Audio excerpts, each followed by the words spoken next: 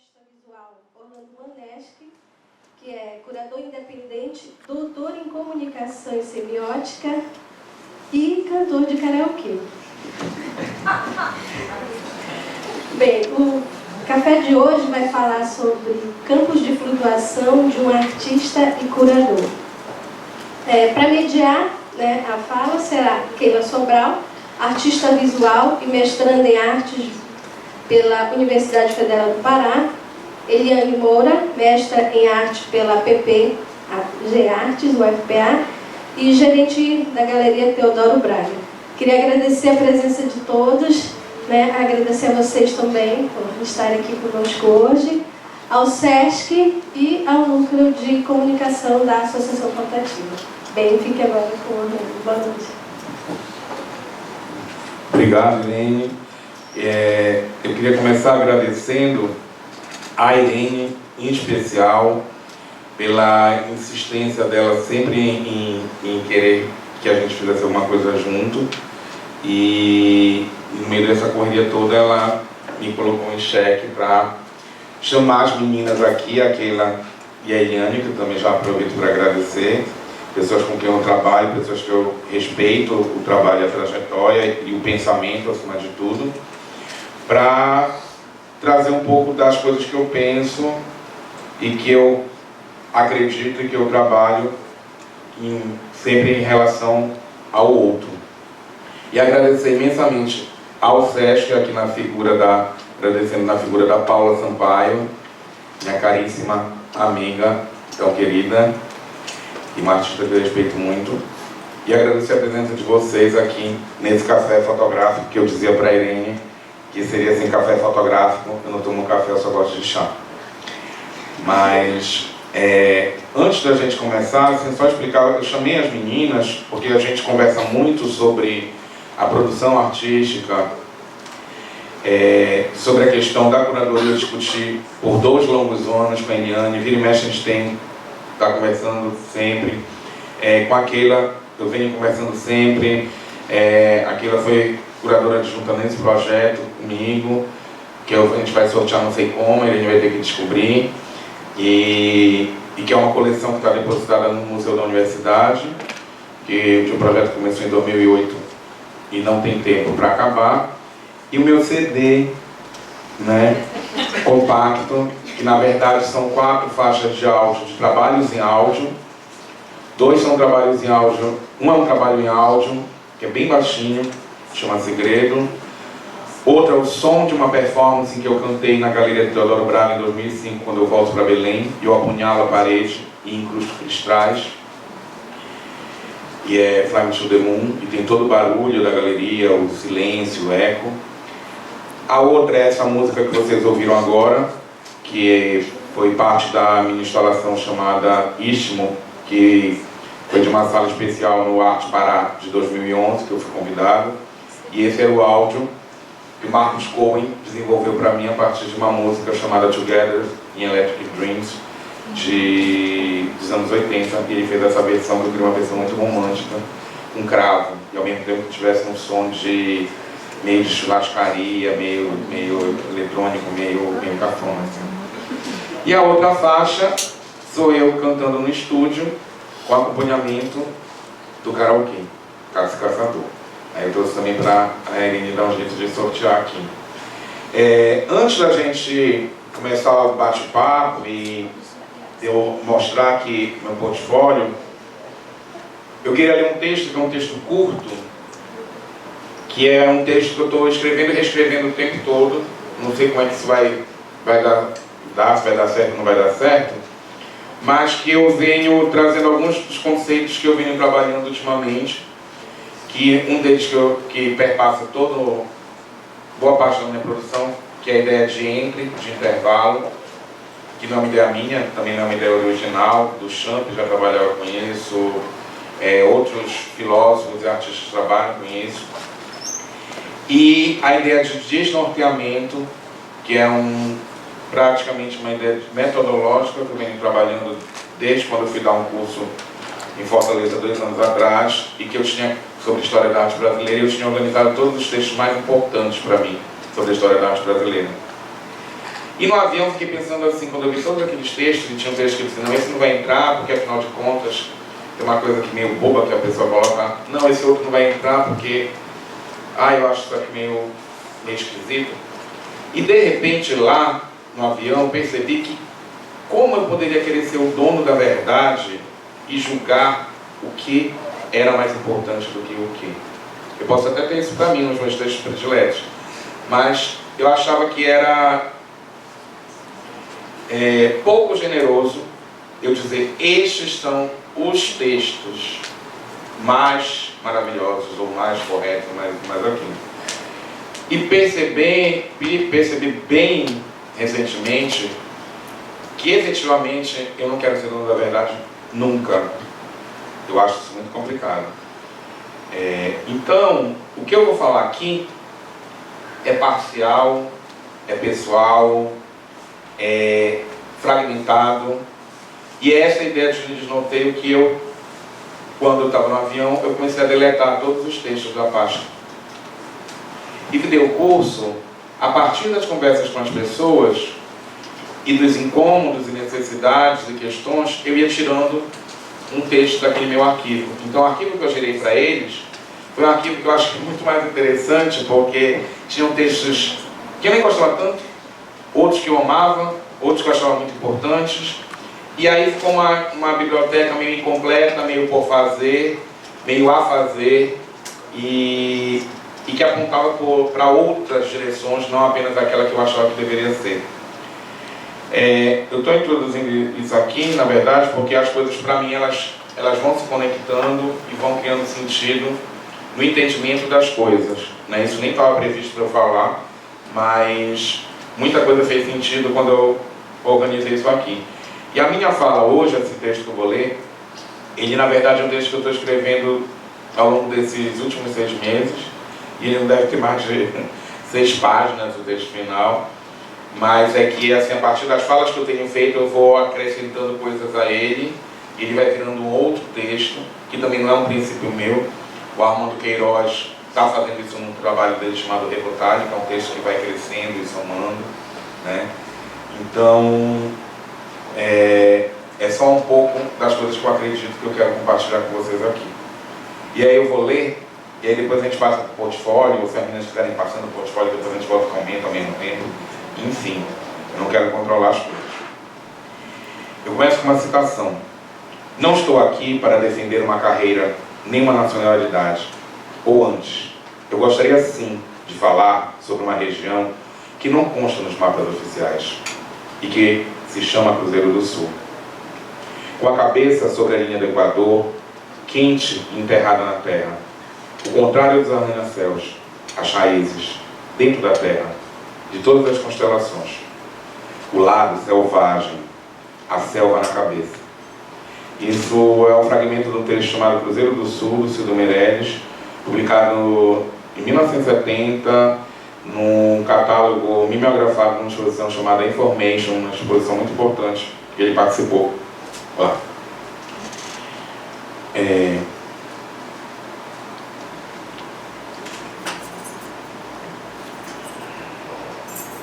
Como falar de um lugar que está profundamente inscrito na pele desde o princípio da nossa vida?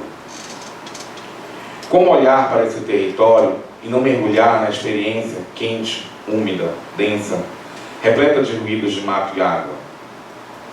São múltiplos conhecimentos que são acionados em condições de íntimo contato do sujeito com o ambiente, de maneira a propiciar o deflagrar dos sentidos para dar a cada situação as respostas necessárias. Permitir-se ser afetado pelo espaço e pela vida que toma lugar. Lançar-se na experiência. Antes de buscar apenas um único foco de atenção, entendemos que o desnorteio, por vezes, se apresenta como procedimento de acesso a distintas formas de lidar com o ambiente. Nesse contexto, são variadas as vozes que ecoam, somando, atravessando percursos e provocando sensações, experimentações que revelam processos diferenciados de ler e se relacionar com o ambiente amazônico, resultando em inúmeros modos de elaboração estética, Vários deles a gente acompanha e vê na produção de vários artistas aqui, pensadores, etc. Trago em mim esse ambiente de umidade exacerbada, de norteio, calor e água. Sorvo em falas, imagens e goles das línguas que falo e daquelas que não pronuncio. Olho para essa terra, à margem do Equador, para buscar o diálogo possível com obras e autores. À beira da Baía do Guajará, na umidade, no calor, na chuva e na seca. Não há mais saída para nós que aceitamos a seta no meio do peito. Sim, a arte fere, e ao nos atingir invade, contamina. Afeta cada molécula do corpo, se você se permitir, se deixar ser atingido. Abre aspas. Violentação contra a violência do mundo, afirmou Paulo Reckenhoff. Um caminho possível para sobreviver a ele. Ou ainda, como disse Luiz Bourgeois, a arte é uma garantia de sanidade. Um vetor possível para lidar com aquilo que nos fere. Uma forma de responder ao inevitável. A imensidão do oco no mundo. Algumas pessoas sabem dessa história, e assim eu estou ficando meio gaga e eu fico repetindo, porque é uma forma de tentar entender. Por volta dos 4 anos de idade, eu tive o meu primeiro grande impacto de dimensão estética, que para mim foi avassalador. Eu estava no meio da floresta amazônica, na abertura de um trecho da rodovia, em que meu pai era um dos engenheiros responsáveis, e senti, por todos os poros, todos os sentidos, o trovejante impacto de ver, ouvir, cheirar, tratores a invadir a floresta e por abaixo, em estalos, amassos, estrondos, um trecho da mata virgem. Entre árvores derrubadas, animais em fuga, cheiro de mato triturado que me invadia as narinas. Nada impune nessa vida.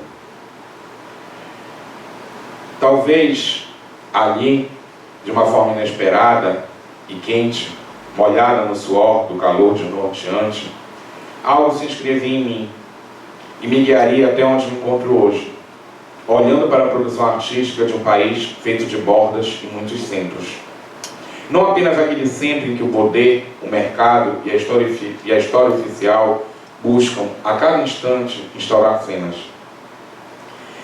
Fui lá atrás, no tempo, naquele outro lugar, na floresta, que ainda na infância eu teria um encontro que propiciaria, quiçá, o estranhamento que hoje percebo ter me assombrado e constituído atrator para chegar até aqui, ao me deparar com Cláudio Andujar em uma estrada qualquer da Mata Rasgada. Mas essa é uma outra história.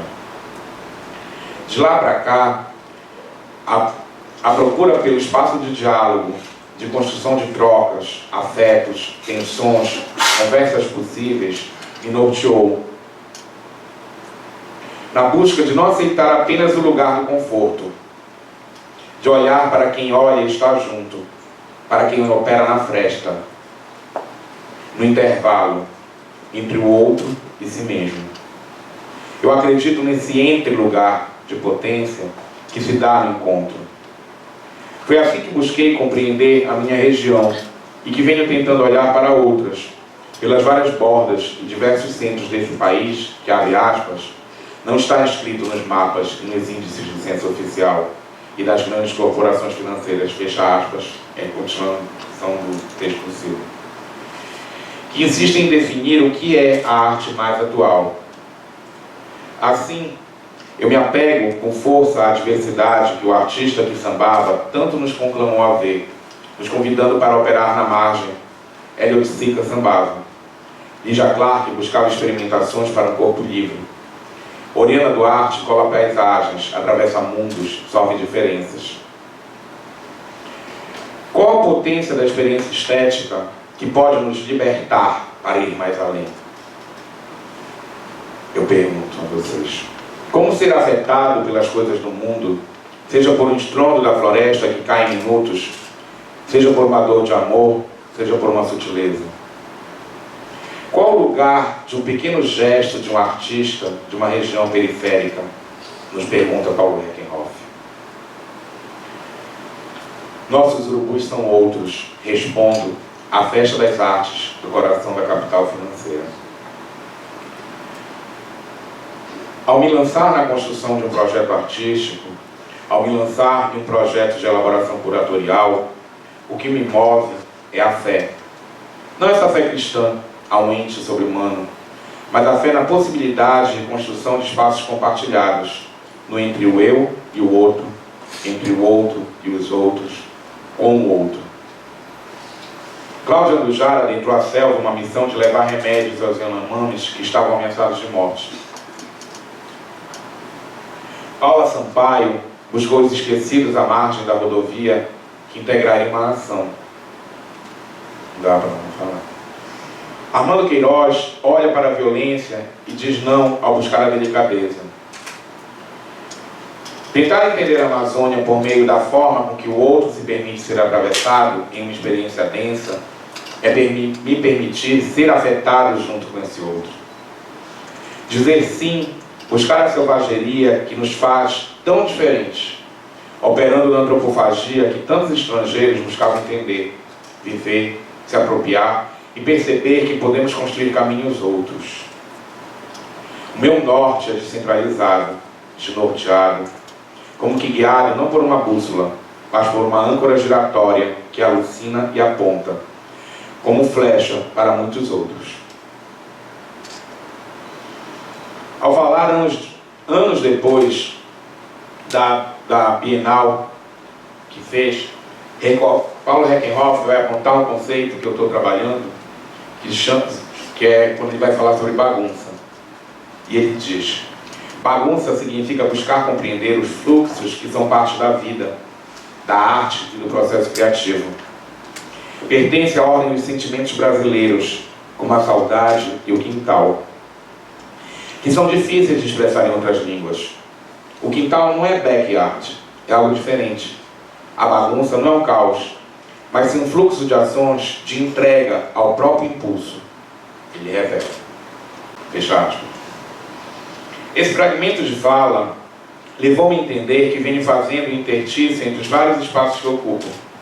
No papel de professor que não conta uma única história da arte brasileira, que busca constituir laboratórios de sensibilidade estética, que busca pares e discordâncias, que tenta constituir territórios de bordamentos, instaurando espaços para a vida, a dissolução dos papéis com karaokê dó, instalado em museus por onde passo, desmontando hierarquias, colocando todo mundo junto para cantar, certo, errado, desafinado, reinventar papéis, reinventar lugares, recorporificar.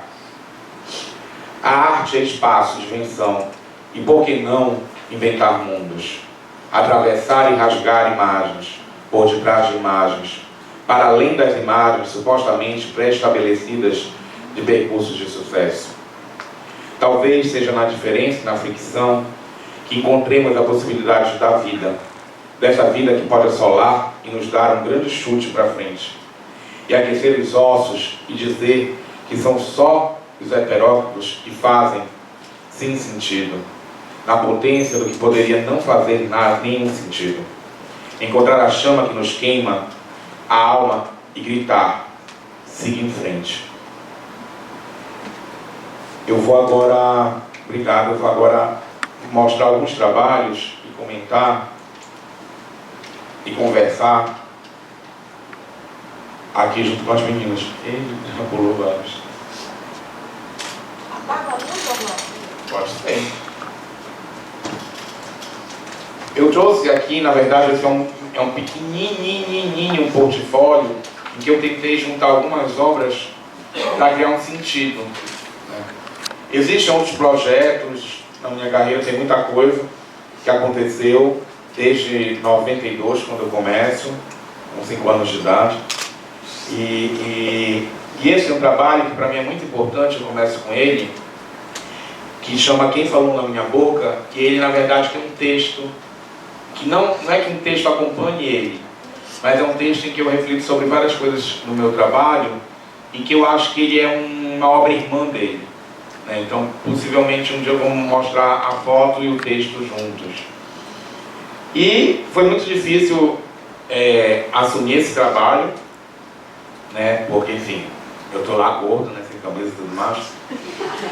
Mas A primeira vez que eu mostrei foi fora do Brasil, ainda era uma prova de teste, era uma prova de artista. Depois eu mostrei no Arte Pará 2011 também, mas efetivamente eu entendi ele como ele tinha que ser em 2012 para 2013, quando eu estive em São Paulo.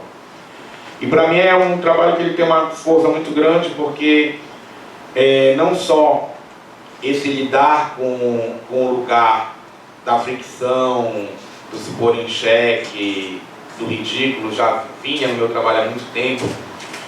Por quase 10 anos eu fotografei à noite em Belém, tem gente que nem sabe, mas de 94 a 2004, mais ou menos. Na verdade, eu dei como terminado em 2000, mas até hoje eu venho trabalhando com a Robertinha, que está na noite. Eu fotografei a Babette e a banda Bagaço por quase 10 anos, que era uma banda de drag queens. E a Babette era muito inteligente, ela era funcionária pública, e ela criava sketches apresentados no Goldfish, daqui a Adelaide, ex-proprietária, que era um dos lugares mais efervescentes de Belém, e também em festas, em boates e tudo mais. E esse trabalho tinha um quê de antropologia, tinha um quê de antropofagia, eu criei laços com elas, o trabalho foi crescendo, eu fotografei travestis, transformistas, tudo que aparecia pela Dr. Dance, pelo Goldfish, pelos concursos de beleza de Miss Caipira Gay ou Rainha das Rainhas Gay, ou etc, etc, etc. E eu tenho o meu jeitinho de me dar, eu me dando, conversando, falando besteira e criando vínculos. E quando eu me mudei para São Paulo em 98, 99, e tinha ganho um prêmio Marco Ferrer, que era um prêmio muito importante na época, para desenvolver esse projeto, antes disso, as pessoas esperavam que eu fosse fotografar a noite de São Paulo. E chegou em São Paulo e percebi que não tinha nada a ver. O que eu fotografava aqui era uma relação romântica e afetiva que essas pessoas tinham entre elas, com a cidade, com a noite, com os sonhos, uma ficção de beleza, uma ficção de sensualidade, com a TV, com a revista, com as boates, com a noite. E eu acho que talvez essa foto seja a minha resposta também para elas. Tem muitas coisas que eu estou entendendo agora, nesse instante mesmo. E também me emociona, tá, gente? Então, se eu começar aqui a chorar, nem estranho. Então, assim, ao longo dessa década que eu fui fotografando e conversando e tudo mais, muitas fotos eram engraçadas, eram críticas, tinham um sarcasmo, mas não era um sarcasmo em cima delas, era em cima de nós todos, que de certa forma também está aqui no karaokê, né? Como nós podemos ser humanos, demasiadamente humanos, e de como essa fragilidade, essa coisa ridícula, essa coisa feia para alguns, bonita para outros, etc., que está a nossa capacidade de diferença. Depois eu preciso desse vídeo. E para mim, essa imagem que abre esse portfólio que eu trago para vocês, na verdade, eu entendi agora que é uma resposta a elas também, né? Eu me colocando ali junto com elas. E tem essa coisa da boca aberta, do que entra, do que sai, pode ser um grito, pode ser um canto, pode ser todos os cantos do karaokê. É o que entra, é o que sai, essa mão calçando luvas, o que é que eu vou fazer com essa mão, onde eu vou enfiar essa mão, enfim, mil coisas. Que aí eu deixo para vocês. Aqui são vários momentos do Karaokê Dó, que é um projeto que eu desenvolvo desde 2005, 2006, realizando karaokês em museus. Nem sempre é em museus, mas assim, o projeto é realizar karaokês em museus, e sempre a instalação vai mudando, ou espaços e dispositivos, né? Mas a ideia é criar um espaço de imagem, não só porque ele resulta em imagem, mas nas imagens que a gente cria em relação a gente e em relação ao outro. Porque muita gente tem vontade de cantar e não tem coragem, porque vai ficar ridículo, porque vai ficar feio, porque vai isso, porque não sabe cantar. E quando eu comecei a pensar o karaokê como um espaço de realização, eu entendi ele como espaço de performação coletiva, de performance para o outro, né? De compartilhamento, de trocas, de alegria. E ao levar para o museu, é fantástico porque assim, desmonta tudo. É um montador cantando com a diretora financeira, que é uma chata, cantando com o diretor de assuntos educacionais, que às vezes é um tímido, e de repente estão todos lá, loucos, cantando juntos determinada música. Então é um espaço de desmontagem, é um espaço de igualdade, é um espaço de dissolução, né? Para mim, é o projeto, se eu tivesse que escolher uma coisa, que eu tivesse só uma para escolher para fazer pro resto da vida, ia ser certamente o meu karaokê dó, que eu amo fazer, e que é esse espaço junto com o outro, para o outro, e bora desmontar, bora desfazer. E ele nasceu de uma coisa muito legal, que era os meus aniversários. Quando eu morava em São Paulo, a gente ia muito para os karaokês, eu e alguns amigos queridos de lá, da galera do Sal Grosso, e a gente cantava. E aí eu resolvi fazer meus aniversários com karaokê. E eu comecei a perceber que alguns artistas sérios, importantes, tímidos, reservados, chegavam lá e começavam a cantar enlouquecidamente e se desmontavam. Eu disse, gente, mas isso é um trabalho de psicopletia. E aí eu resolvi assumir isso como um trabalho performático, terapêutico, transterapêutico, compartilhado, de diversão, de brincadeira, e muito sério também para a gente pensar nessa rigidez dos papéis e dos valores e das posições que a gente assume.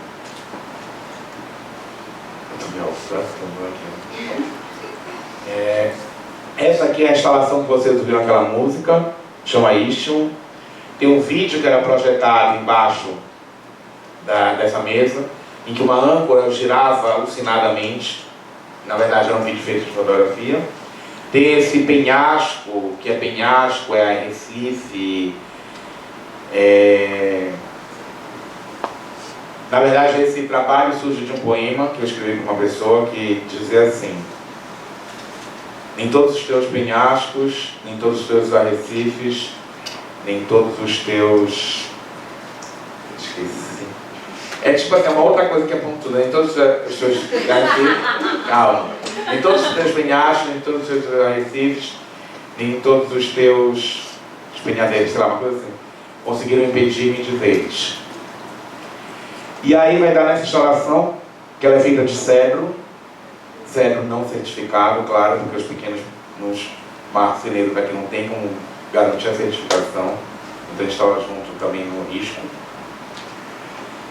E o que não tem risco, e a parede estava incrustada de cristais Swarovski, de um tipo de cristal que eu uso, que ele tem tipo um reverberamento, chama Aurora Boreal. E esse globo girava, aquela música que estava tocando tocava, o vídeo enlouquecia, e lá no fundo tinha uma foto de um deck que sumia na luz. E foi muito especial esse trabalho, que eu fiz para uma pessoa. Tinha essa bola flutuando nesse espaço de ausência, e essa ilha, esse istmo, essa ponta. E as pessoas se emocionavam muito. E isso me emocionou muito, vendo as pessoas se emocionando. Foi no momento que, logo no dia seguinte a apresentar esse trabalho, eu perdi uma pessoa muito importante para mim, que eu não sabia que estava perdendo. E de certa forma esse trabalho acabou me conectando a essas duas pessoas que eu tinha feito, e a outra que acabou virando dela também. Essa instalação também faz parte desse Arte Pará, e chama, tem título Buscando Mitos, a Sala da Sereia, que também para mim fala desse lugar do que a gente não consegue dar conta. Então, o que é, né, a gente aqui, eu fico lembrando a Roda Chegou, e fico lembrando do álbumzinho do Guaraná Serpa, dos mitos e lendas da Amazônia, que a gente colecionava com as tampinhas, e que todas as crianças tinham nos anos 70, e conheciam os mitos e lendas da Amazônia. E hoje a gente não sabe, mas a criança com certeza viu a Pequena Sereia da Disney. Então essa sala tinha um pouco de crítica e humor sobre a história da Amazônia, sobre como é a política educacional aqui, sobre como a gente não consegue se enxergar, mas a Pequena Sereia todo mundo sabe. Então tinha essa pequena sereia de bronze dentro do aquário. Em cima dela flutuavam cristais e âncoras e conchas de cristal. Do outro lado tinha aquela caixa dela, só que era gigante. E algumas âncoras impressas em vidro ali. Também tinha um vídeo de uma tempestade, tinha o meu olho e um peixinho que vocês vão ver depois. E para mim essa sala falava dessa coisa que não encaixa, que não dá conta, que a gente não consegue às vezes entender, colocar no lugar certo, ter lugar para colocar. Esse trabalho falava um pouco disso. E aí tinha essa imagem também, que era o meu peixinho Tatsu, e que ele vem estourar dentro do meu olho. Aqui também nesse 2011 eu produzi muito, eu passei muito tempo sem produzir, uns 3 anos quase que eu estive à frente do projeto Arte Pará. Eu produzia, só que assim, não mostrava, ou produzia em tempos muito isolados. E nesse ano, a convite da Fundação, para como artista homenageado, eu acabei produzindo bastante. E esse trabalho é o Gabinete dos Troféus do Idiotinha do Amor. Tenho lá eu impresso um tecido segurando o meu troféu de Idiotinha do Amor. Vários troféus, né? Placas, menções honrosas do Idiotinha do Amor. E... enfim, aí, né? É uma coisa de também brincar com isso, de quem foi ou não foi em algum momento o Idiotinha do Amor. Esse é um trabalho que eu gosto muito, que o Armando Queiroz fotografou para mim, e que tem muito a ver com essa ideia do que eu falo desse entre e desse desnorteio. Eu fiz o Karaokê Door, a convite da Marisa Malcásio, na Casa das 11 Janelas, na exposição do Caixa de Pandora, em 2008, se eu não me engano. É isso? É. E no dia seguinte fui desmontar. E isso era o fundo do karaokê, tinha essa cortina no pátio. Quando eu olhei, eu pirei, eu disse, gente, é um lugar de desaparecimentos. E pedi para o Armando Queiroz fotografar eu desaparecendo na cortina.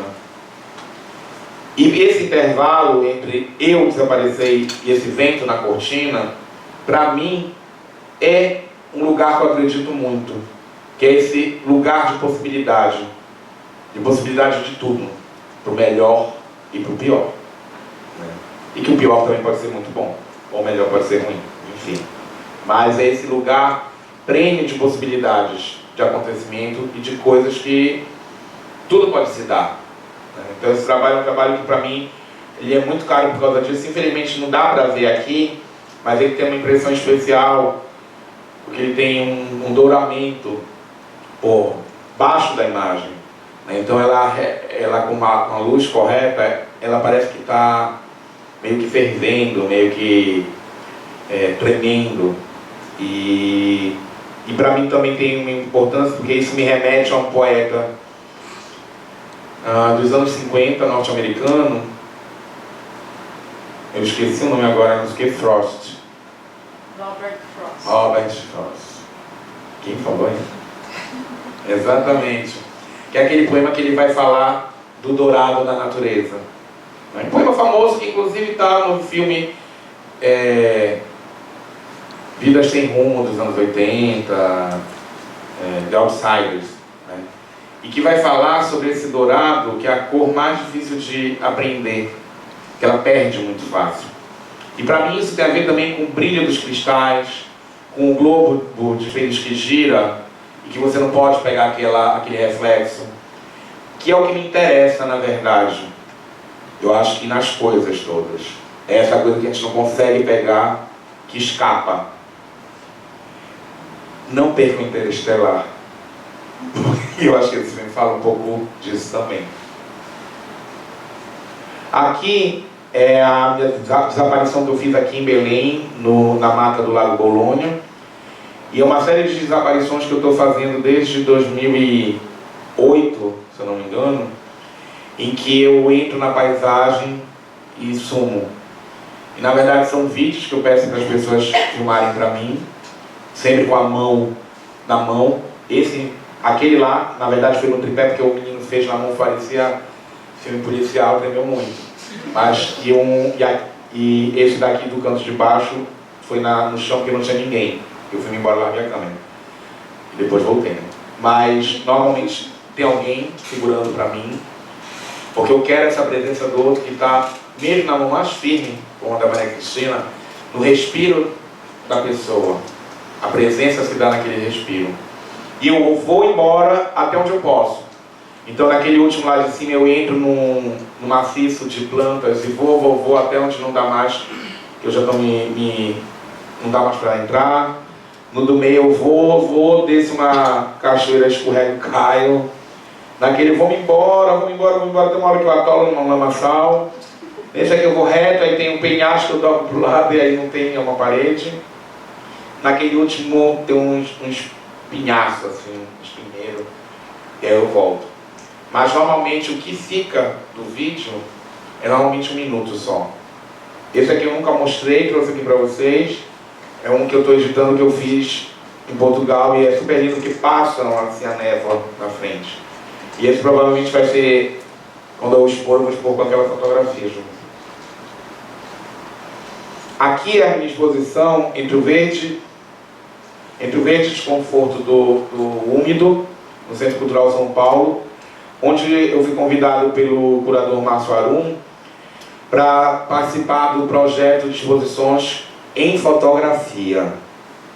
E o Márcio me convidou muito porque ele sabia que a minha produção, desde os anos 90, está ancorada numa discussão, quer dizer, não está ancorada, mas participou de toda uma discussão do lugar da fotografia. O que a gente fazia com o Caixa de Pandora, eu, Cláudio Leão, Flávia Montrani e Mariano Propal Filho, as pessoas discutiam muito naquela época que aquilo não era fotografia. E está aqui a Valda também, que trabalhou com fotografia manipulada, Maria Cristina, Tino Arthur, Leandro, Simval Garcia. Basicamente fomos assim, as pessoas que atuaram nesse momento bem importante. E o Márcio disse assim: Orlando, eu preciso que tu tragas para o Centro Cultural, em 2012, esse outro lugar da fotografia, que está numa fotografia que é performance, está numa fotografia que é vídeo, está numa relação do imagético. E aí eu fiz essa instalação. E com karaokê no meio também. E aqui eu fui convidado logo depois para expor num projeto que a Marisa Malcase curou junto com o Vitor Cassundé, no Dragão do Mar, de territórios entre Amazônia e Nordeste. E a Marisa, eu acabei fazendo uma remontagem desse trabalho, que são vários trabalhos meus reunidos, é uma forma de entender o trabalho também, botar eles em diálogo. E tinha uma coisa que tem em alguns karaokês, que é esse chão todo forrado de confete, né? Então, vai de novo para essa questão do que se perde. Porque esses confetes duraram os segundos da abertura, né? E aí desmontou tudo, né? E aí volta lá, por favor. E aí tem esse trabalho do meu peito com essa âncora vermelha, que é um trabalho de 2005, de quando eu volto para Belém, que faz parte de uma exposição chamada Muito Romântico, Cartas Meninas, que vai ser a primeira vez que eu vou trabalhar com lobo de espelhos, vai ser a primeira vez que eu vou trabalhar com cristais, vai ser a primeira vez que eu vou trabalhar com plantas, na Teodoro Braga, e trago as fotos das drag queens, e a exposição vai ficando cada vez mais escura, até uma hora que você quase não vê nada na última sala. E é lá que eu faço essa performance de cantar e apunhalar a parede. E esse é um trabalho que abre a exposição. E a âncora vai voltar no meu trabalho recorrentemente. Eu tenho ela tatuada aqui, ano passado faz parte de um trabalho. E para mim é essa coisa, né? Teve uma pessoa que numa discussão veio para mim dizendo que, que a âncora era uma coisa parada, dura, não sei o que, não sei o que mais.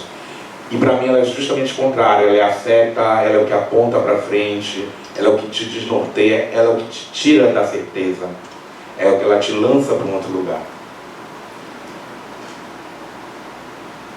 Pode passar. Aqui foi dentro da exposição Marítimo, que eu fiz com a Keila, Cláudia Leão, Luciana Magno, Daniele Fonseca, no CCPU, e foi a última instalação que fiz em Belém ano passado, né? Não, é. E aí eu reúno várias coisas que eu já vinha fazendo, de desenho, pintura, as âncoras, a minha coleção de mares que eu tenho feito, coleção de mares por onde eu passo. Tá.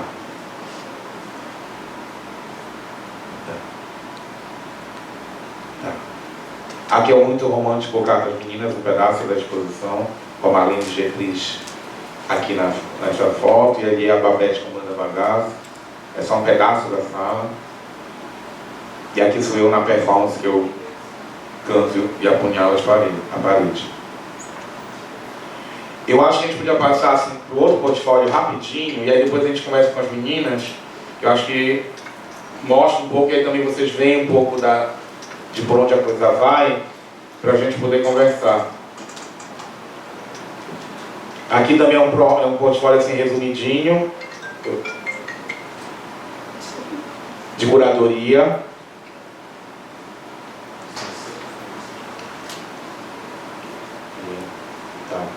Aqui é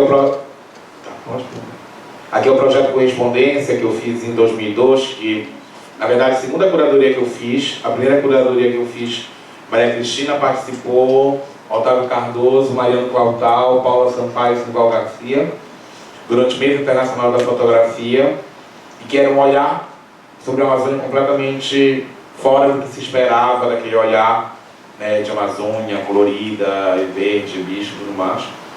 E que era só totalmente em preto e branco, salvo um trabalho que era pintado sem volta. Aí logo depois veio essa exposição, que para mim é muito importante, em que eu convidei 22 artistas a pensar esse espaço entre. E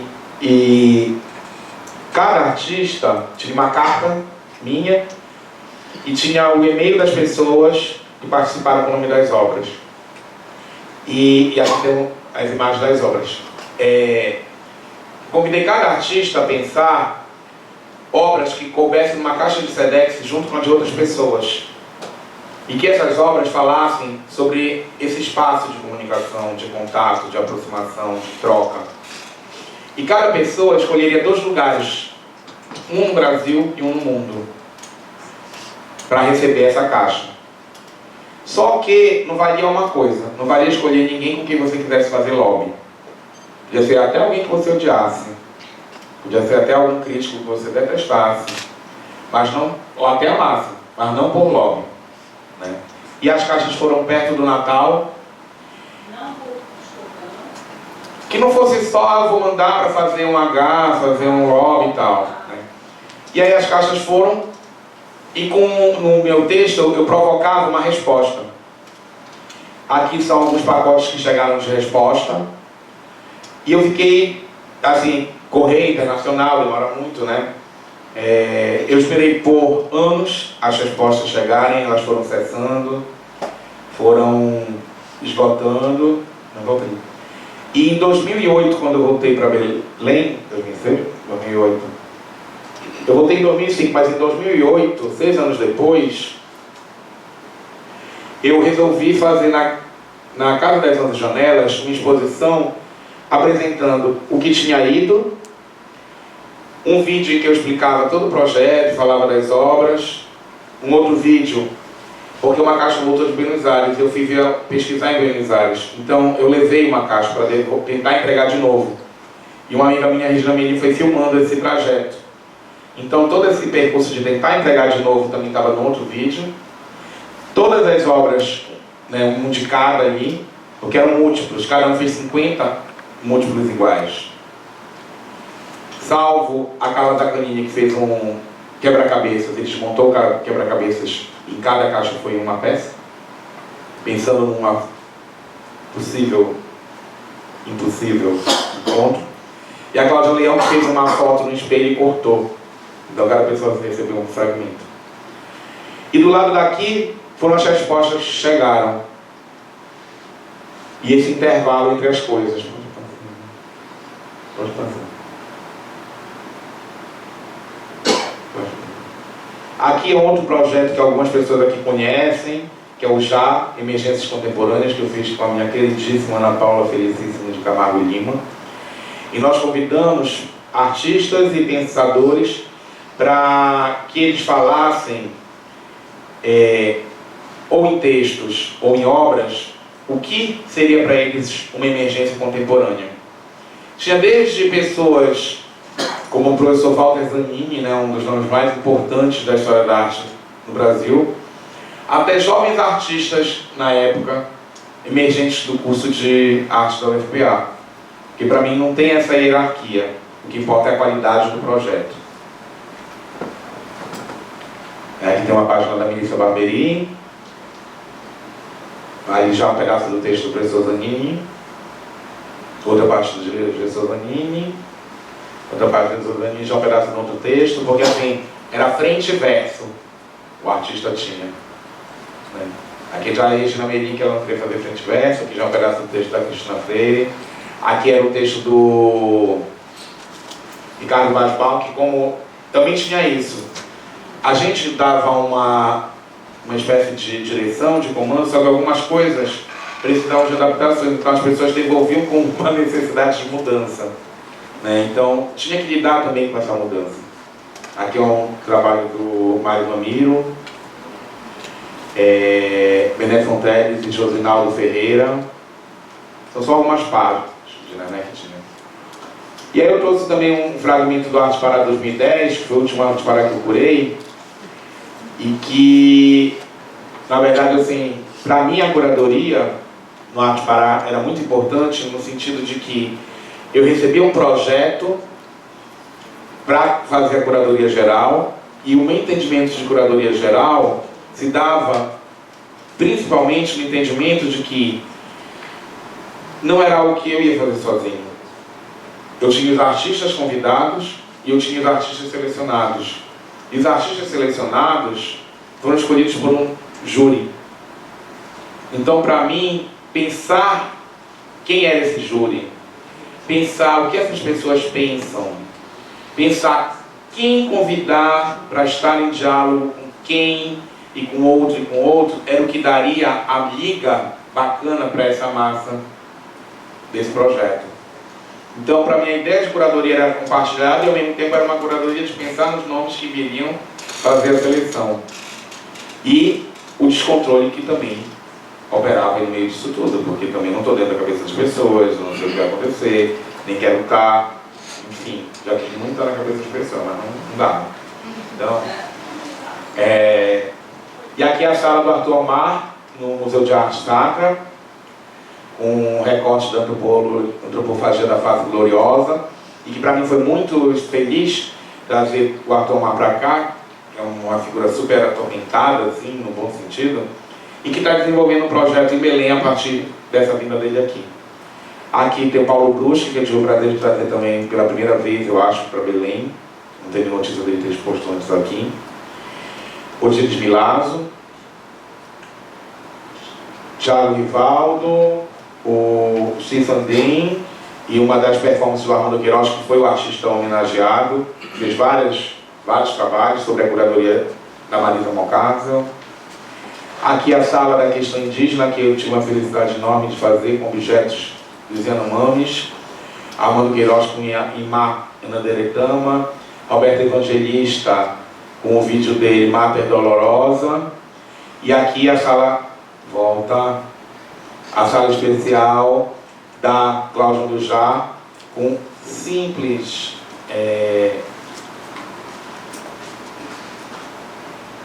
7 fotografias, que é um número cabalístico, e que eu juntava fotos dos sonhos Yanomami com uma imagem anterior de um ritual de iniciação xamanista. fotos que nunca tinham sido expostas juntas.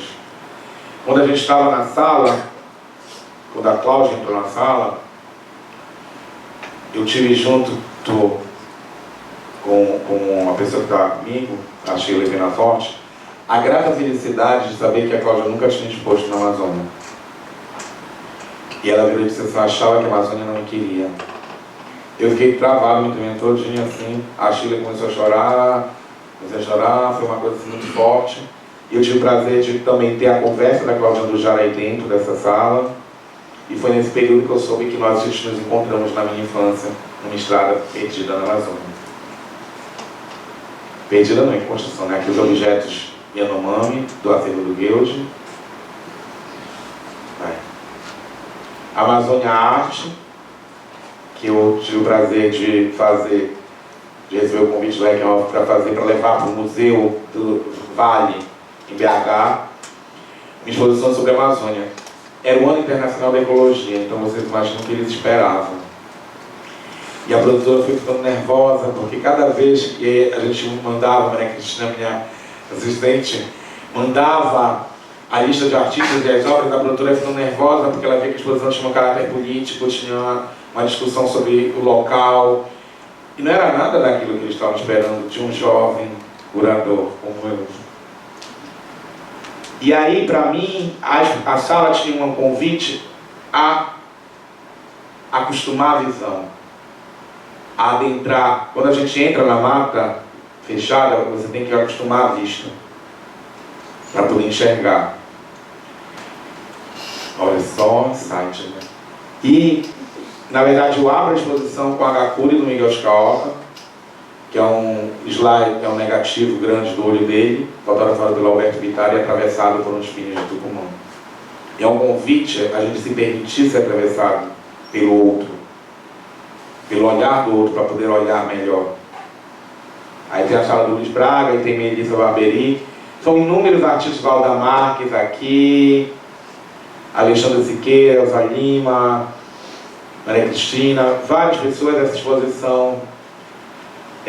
Viajou, foi exposta no Eber Oliveira, por favor. Essa exposição cada vez vai crescendo, entrando mais artistas, a produtora ficando nervosa. É um jeito que o Paulo tem de trabalhar e que eu adotei mesmo, esse de noteio. E foi muito importante porque em cima da sala da direção do Museu Vale tinha uma sala expositiva também, além daquele galpão grande. E foi nessa sala que a gente montou a questão indígena. O Armando Queiroz, a sala dos marcados da Cláudia Andujara, o Zero Cruzeiro do Cildo Meirelles, que o Paulo Reckenhoff e o Paulo Santos, o fundo Paulo Reckenhoff e o Paulo Santos, doaram para a coleção amazoniana, só falta eu incorporar. E os desenhos do Orlando Yamimpi Yanomami, que é um índio que morreu na adolescência, vítima de sarampo. E foi muito interessante porque o presidente da Fundação Vale, quando chegou, ele bateu, o então presidente bateu o pino lá e pirou com a exposição, pensava em outra coisa, ficou muito emocionado, agradeceu muito. Eu não sei, mas logo depois ele saiu do carro. A exposição foi para Belo Horizonte, não veio para a Amazônia, e isso fez com que eu fizesse uma carta à Fundação falando sobre o erro histórico dela de não trazer para cá essa exposição.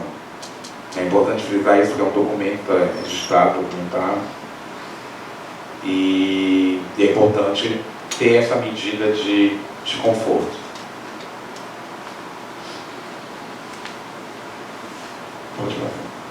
Aí aqui também tem o Festival de Performance, em que eu propus 3 artistas, foi no Rio de Janeiro, o Festival de Performance Arte Brasil. Eu propus o Armando Queiroz com uma performance que ele fez a partir de muitas coisas que a gente tinha discutido, que chama Cão, e que ele jogava o graveto e ia buscar, jogava de novo e ia buscar, jogava de novo e ia buscar, nesse ato de entrega e devoção continuado, e que no final não dava, né, quê. O Vitor Della Rocque com o Galo Sapiens, e a performance dele, na verdade, foi interditada na justiça, e nós sofremos agressão pelos protetores dos animais, que não estavam entendendo o que era aquilo, e gerou, inclusive, agressão com spray de um produto que poderia ter cegado uma pessoa. E eu levei também o meu karaokê Dó para lá, que terminou o evento e o karaokê ficou tocando, continuou funcionando até de madrugada. E uma mostra de vídeo arte de performance para o vídeo, com Bruno Cantuária e Ricardo Macedo, Luciana Magno, Maria Cristina, ai meu Deus do céu, já não enxergo daqui, a Naya Arruda, Armando Queiroz. E foi muito interessante, porque o que a gente não conseguiu levar, a gente levou também nas mostras de vídeo, de performance em vídeo. E aqui é o tripé de ângulo político, que eu fiz em parceria com o pessoal do Sesc, que vieram conhecer a produção de 20 artistas. E no final nós fechamos na obra de 3 artistas, que foi Armando Queiroz, Keila Sobral e Melissa Barberi, tentando levar um pouco da diversidade da produção da Amazônia, concentrando em linguagens diversificadas. Então tinha desenho, instalação, fotografia, objeto, vídeo, performance.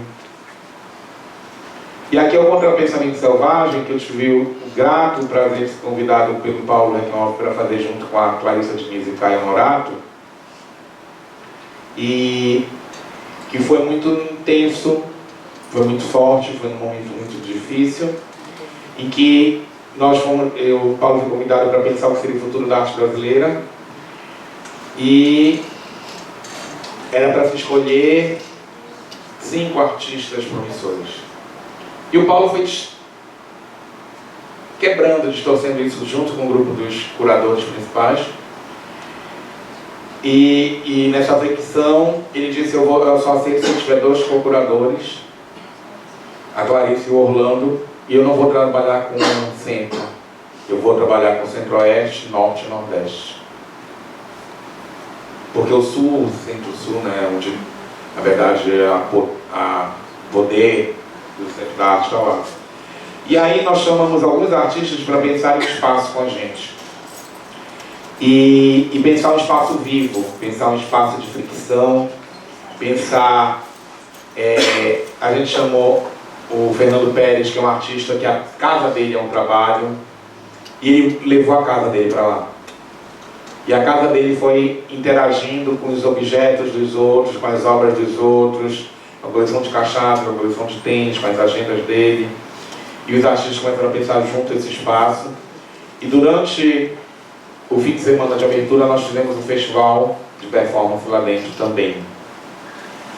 E foi uma das coisas mais vivas que eu já fiz, no momento que eu tinha perdido uma das pessoas mais importantes da minha vida, e que o Paulo perguntou se eu queria ou não me retirar. Eu disse: eu preciso disso para estar vivo, né? E foi muito vivo.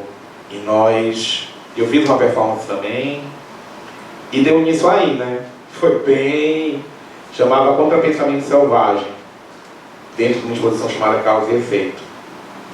O Armando performando, lendo o texto, aqui o grupo Empresa. E a gente termina Oriana Duarte, Mariana Macassa, e aí a gente termina com o show da banda Solange Tô Aberta. Foi bem legal. E dentro a gente queria fazer um catálogo, só que a gente percebeu que não ia conseguir fazer o catálogo como a gente queria. Como Edson Barros, um dos artistas que fazia parte, tem uma revista chamada Nós Contemporâneos, e sempre tem a última por fazer, uma das últimas eles tinham me dado para fazer, eu nunca tinha feito. E eu dei a minha última para ser o nosso catálogo.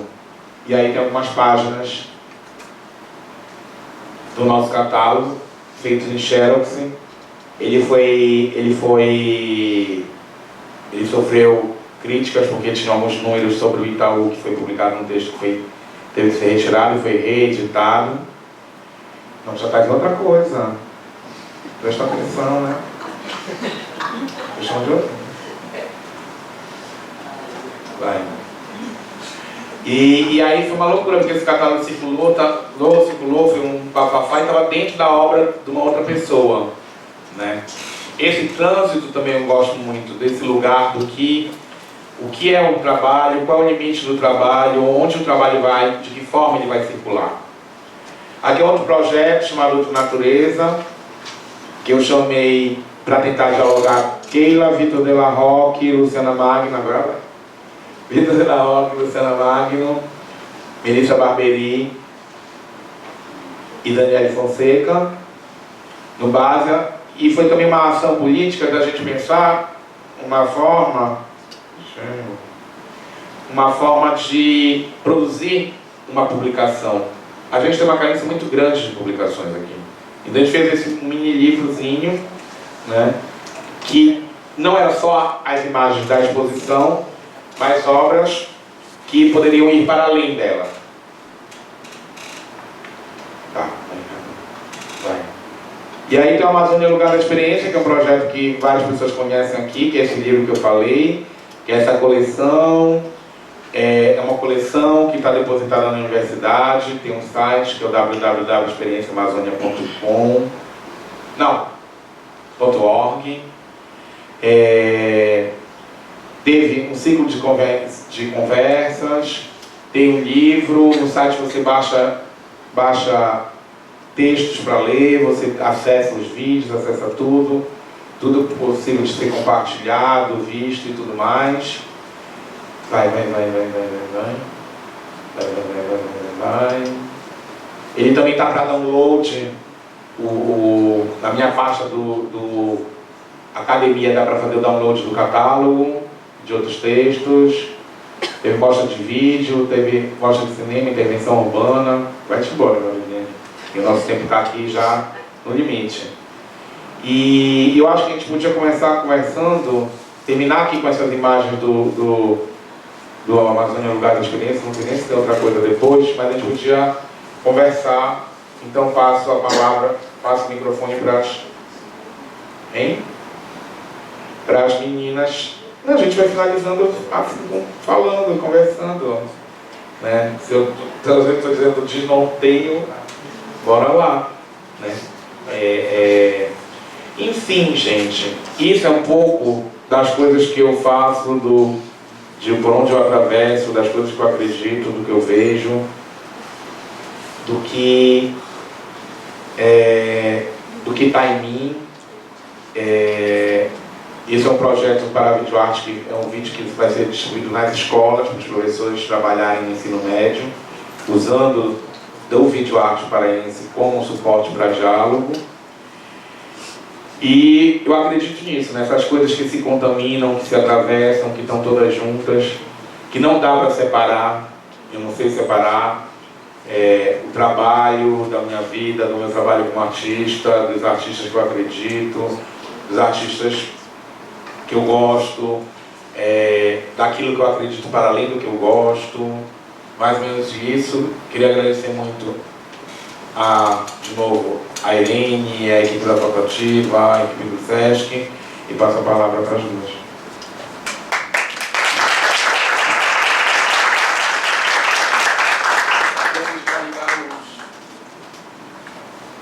Boa noite. Primeiro eu queria agradecer o convite do Orlando de fazer parte dessa mesa, dessa mediação, principalmente pela admiração que eu sinto, né, pelo artista, pelo amigo. E estar aqui hoje para mim é muito importante, principalmente nesse ciclo, né, está começando outras coisas nas nossas vidas. Nossa, e vamos começar o talk show. Na realidade, a gente vai fazer algumas perguntas e vai abrir também para vocês. Eu fiz algumas colas aqui, porque para fazer pergunta para o Orlando, tem que me preparar emocionalmente. E E uma das coisas que eu admiro muito, que eu acho que eu notei aqui a minha primeira pergunta, é dessa história, dessa tua generosidade, né, de chamar pessoas. Quem diga que não, né? De estar envolvido, de querer o coletivo mais do que o individual. Eu acho que eu sou prova disso. Durante todo esse tempo, a parceria, a chamar para conversar por um novo projeto, de sempre estar compartilhando novas ideias. Então, a minha primeira pergunta é com relação a isso. O trabalho no coletivo, pensar os pares num momento tão cada vez mais individual. Como é que tu pensas sobre isso? Como é que fala mais sobre isso? Principalmente porque eu chego com os meus contemporâneos e falo para a gente fazer alguma coisa em conjunto e na realidade eles estão mais ficcionados em fazer coisas para eles mesmos, mais que coletivamente. Então... para mim tem algumas coisas que foram... Não tem nem como não ser assim, né? Eu estudei no NPI, que hoje chama Escola de Aplicação da Universidade, em que as pessoas cresciam juntas.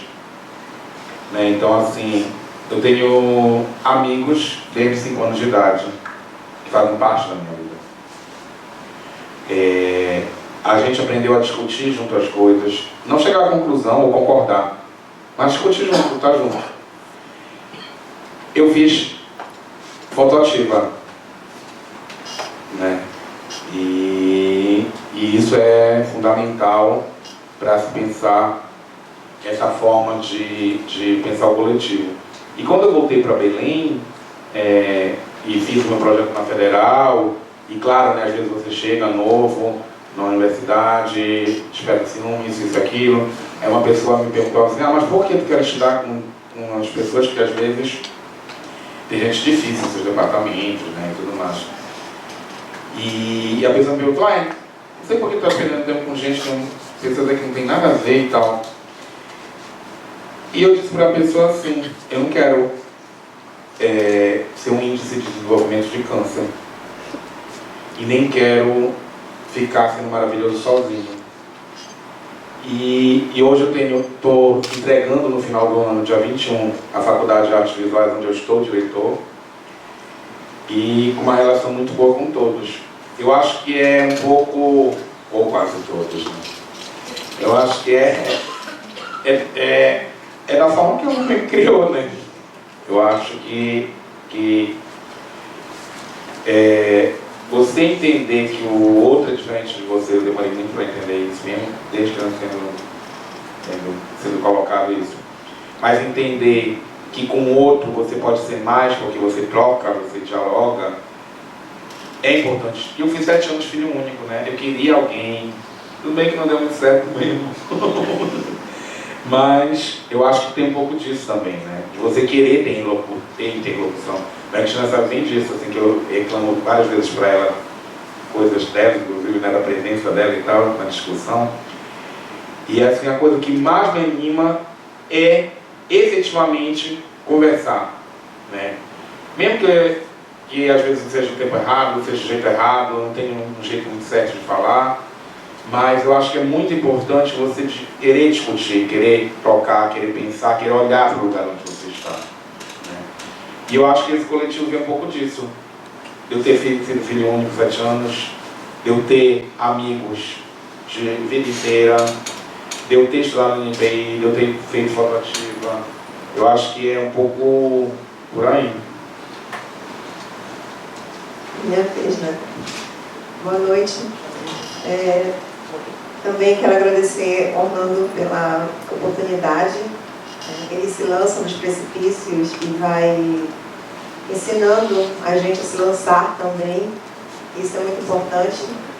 E ele me ensinou a me lançar nos precipícios justamente num processo desse, né? Num processo dentro da universidade, no projeto de curadoria. E foi quando eu decidi que eu não queria ser artista, né? Porque todo mundo na universidade quer ser artista, vai trilhando um caminho para isso.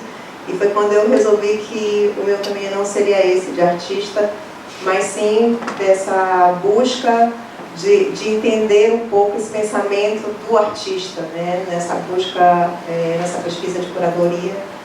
E que o Orlando, na verdade, sempre também procurou manter e difundir, né, entre os novos, os seus orientandos, os seus alunos, essa curadoria compartilhada.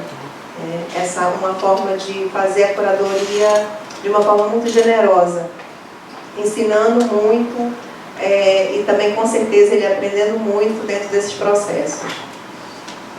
Então, assim, observar o trabalho do Orlando como artista, a gente percebe muito essas questões de afetividade, né, pelas escolhas que ele faz, dos amigos, das pessoas com quem ele tem uma relação afetiva, e os que ele não tem, que ele conhece, que ele vê uma potência, né, nesse novo artista, ele acaba criando esse vínculo também, que sempre gira em torno muito desse campo afetivo, dessa doação, muitas vezes, dele, nesse compartilhar os diálogos, nas conversas e tudo mais.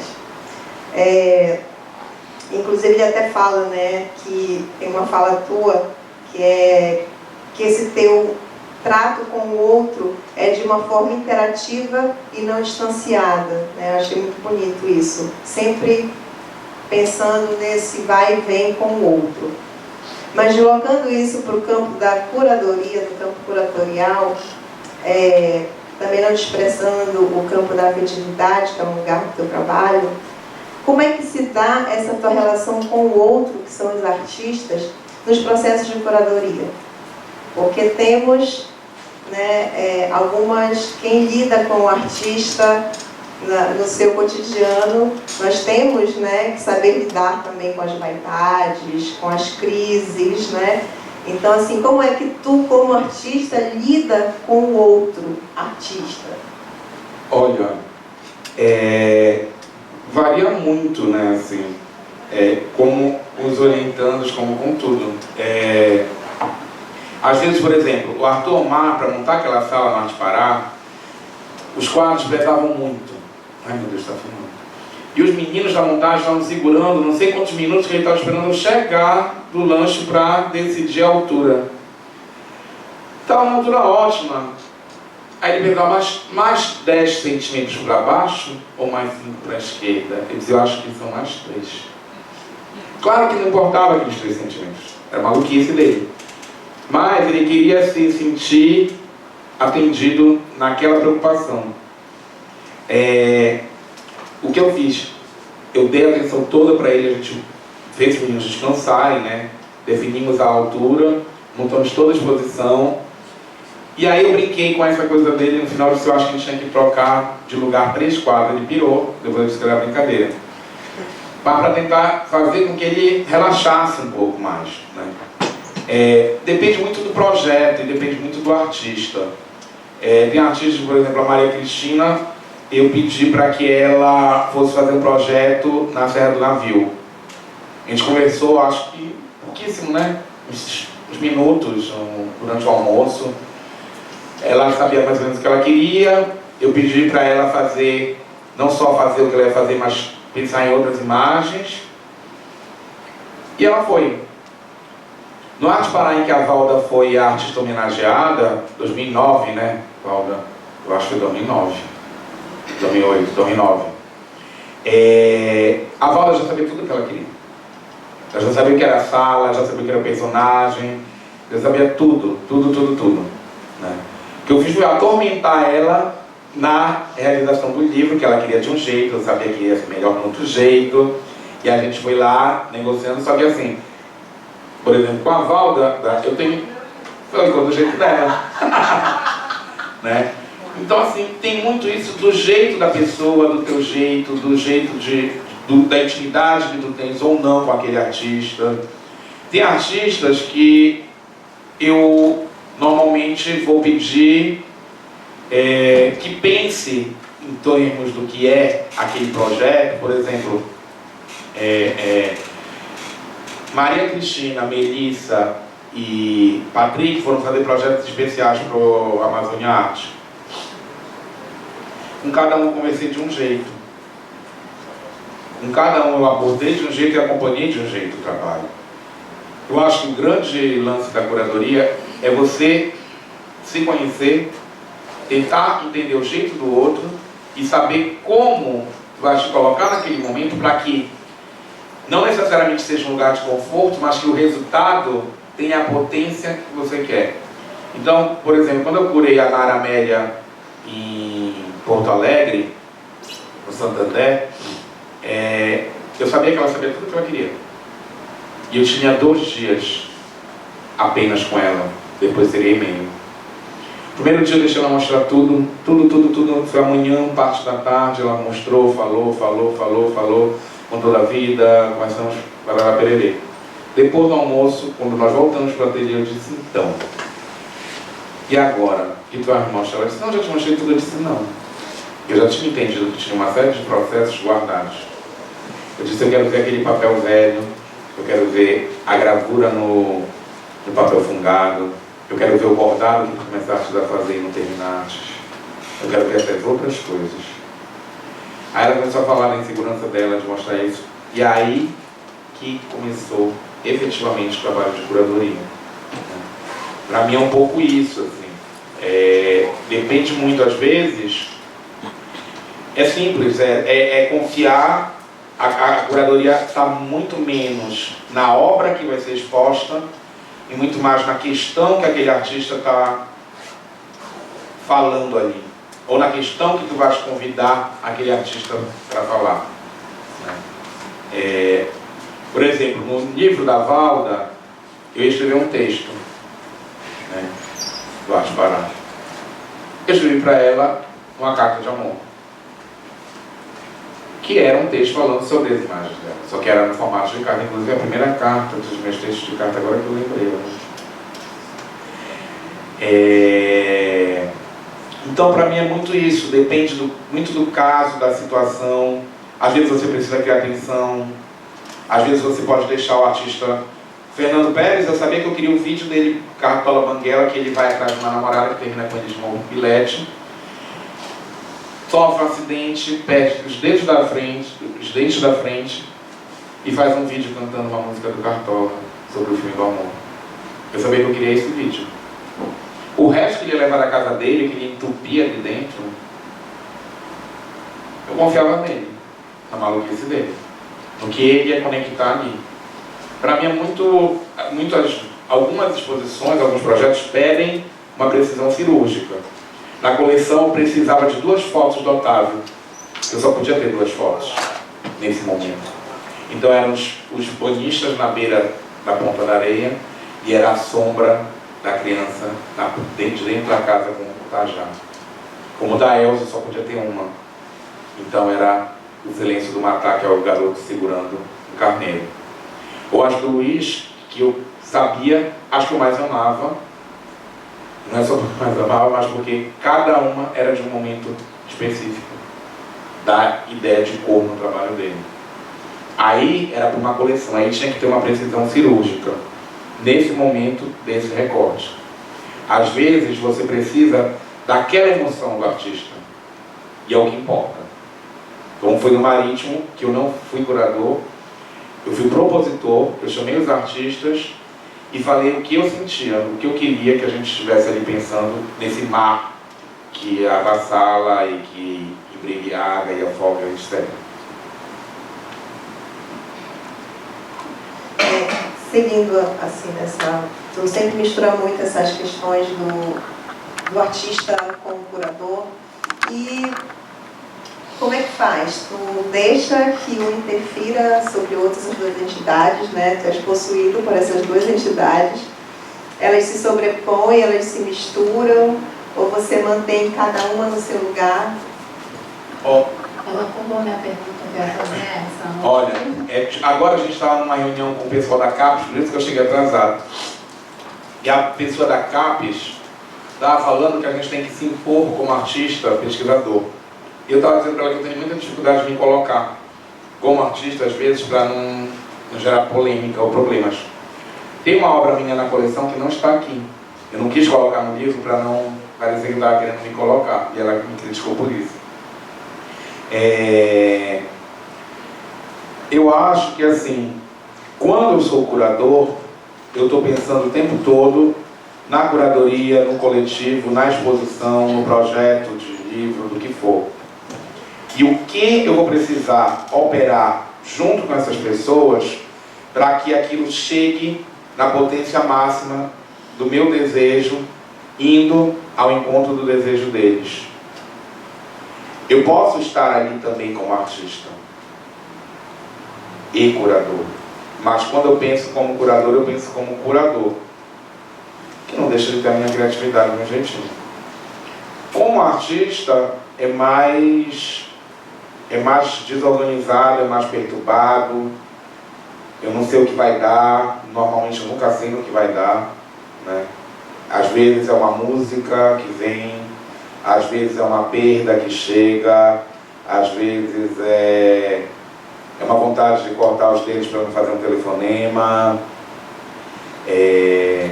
às vezes é a vontade de ultrapassar coisas que gerou todos esses penhachos que estavam ali, estavam nas pinturas, no mar, nos carimbos. Não tem uma lógica, não. Eu acho que também a gente pode abrir para o público, né? Para perguntar para o Orlando. Quem quiser fazer alguma pergunta, fica aberto. A gente começou o talk show, mas o talk show é aberto para todo mundo. Se não perguntar, eu vou chamar para perguntar.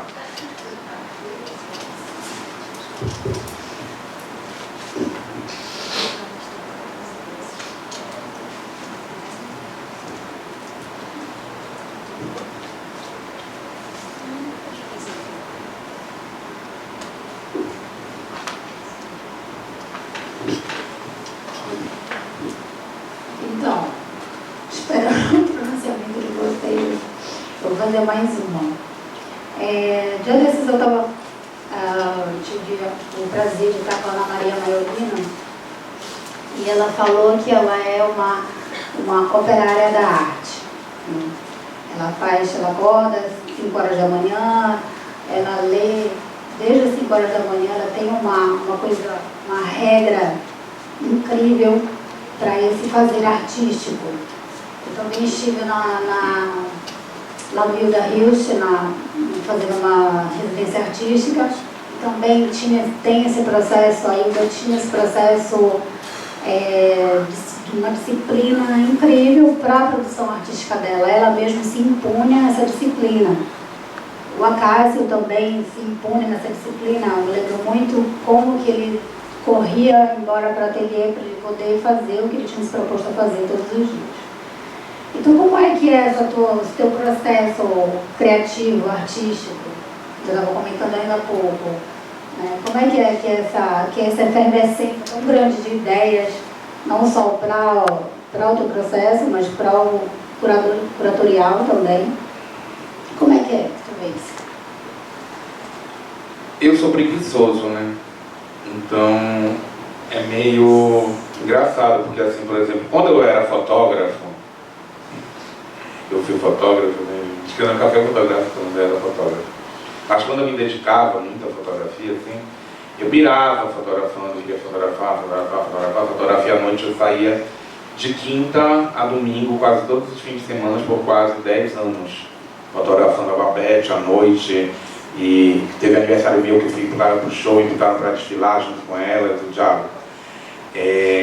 Mas aí depois eu fui assim, querendo fotografar menos e querendo fotografar coisas, sei lá, mais próximas e com uma preguiça de tanta fotografia. Mas quando às vezes o trabalho me obriga a fazer, aí não tem jeito. Tipo assim, eu estava pintando um quadro para a exposição do colóquio Arte Estética, e eu tive que burlar meu próprio trabalho, né, porque eu não podia sair de casa. Teve um dia que não dava para eu parar a pintura e ir trabalhar. Então eu liguei e disse, olha, estou com dor de barriga, e fiquei lá da hora que, sei lá, 6 da manhã até o pôr do sol entrando pela noite, e depois eu não tenho uma formação em pintura, eu fui entendendo que com a luz muda, né? Então a gente enxerga errado, então a cor ia mudando completamente ao longo da pintura do quadro. Como diz a Oriana Duarte, minha amiga, a minha pintura é performática, porque ela não está discutindo a pintura na pintura, mas a pintura como ação, né? Como performance, porque a cor começa de um jeito e termina do outro, né? Então, assim, para mim, quando eu faço os trabalhos, eles saem por necessidade. Assim foi com o Istmo, assim foi com o Gabinete de Trocas de Dotinha do Amor, assim foi com o Marítimo. Para mim é uma necessidade de botar para fora algo que está me incomodando, algo que está mexendo comigo, algo que está me perturbando, algo que eu estou sentindo e que precisa ganhar forma, e sai assim. E na curadoria, muitas vezes são projetos que me chamam, alguns projetos caros são projetos que me deu na cabeça a vontade de reunir aquelas pessoas, como no Já, como no Correspondência, de pensar esse lugar entre as pessoas, entre as coisas, nas frestas das coisas.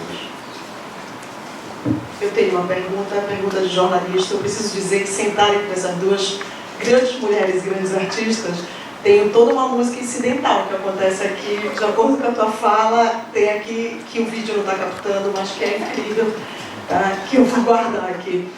A pergunta é de jornalista, então é muito objetiva, é assim: o Orlando vai fazer a própria curadoria da sua obra. Ele já citou que Karaokê Door, né, mas eu vou te obrigar a colocar outras duas obras, além dessa.